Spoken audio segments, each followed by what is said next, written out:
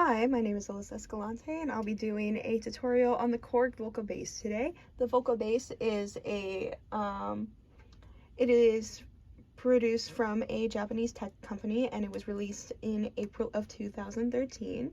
And we're just basically going to go take it apart piece by piece, just so it's a little easier to understand, and especially because it has a bunch of different sections. So we're going to start with this part right here. So the EG stands for envelope generator, and each part of the envelope generator, we have the tempo, which means basically controls like the tempo of the playback. You can see right here it's affecting that.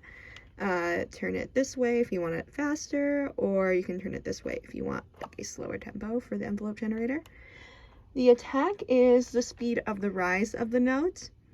The decay and the release is the speed of the fall, so these two correlate with each other. And the cutoff envelope generator intensity is the intensity where the VCF is changed. So this one is going to correlate into this section right here. And the VCF stands for voltage controlled low pass filter.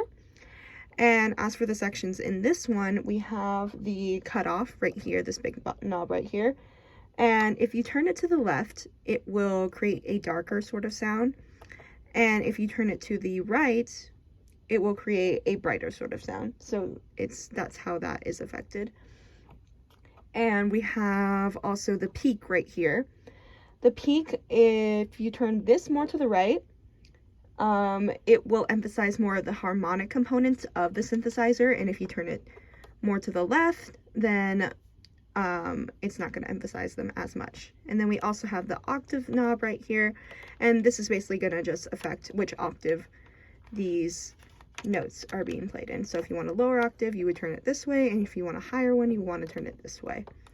And now we have the LFO section right here. The LFO section stands for low frequency oscillator, and we have the rate knob right here. It's basically means the speed of the LFO, and basically the rate of the tempo that you want for the LFO.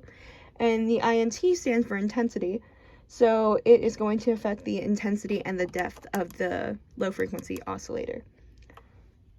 And moving on to the next section. This is the section that honestly gave me the most trouble when I was first working with it. But if you break it down, it becomes a lot easier to understand. So we have the memory button right here. The memory button is basically for the sequences of these notes. It's going to save the sequences that you create. The step mode allows you to edit the step buttons for the sequence, so which buttons you want to be included in the sequence. And then we have the active step right here, and as you can see there, it will play the notes of the sequences selected. And we have the function button right here, and the function button, if you press this down and touch one of the steps, it will activate it. Each of these steps has a function, and if you hold down the function button and touch one of the steps, it will activate it. And other than that, we have this section right here, which is the VCO, and it correlates to the oscillators down here. So there are 3 of them. And basically, the only part of like the VCO that is affecting the oscillators in this section is the pitches. So you're just affecting what pitches.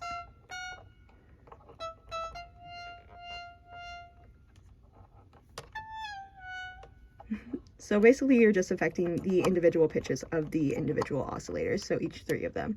And then you also have a volume button right here if you want it louder or if you want it softer. And besides that, honestly, just have fun with it. It's a very good synth to mess around with, and especially with the active step button and getting to mess like that.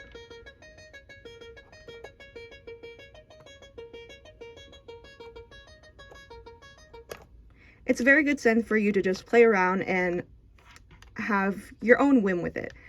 add your own personality and your own style to it. So yeah, that is the Volca bass.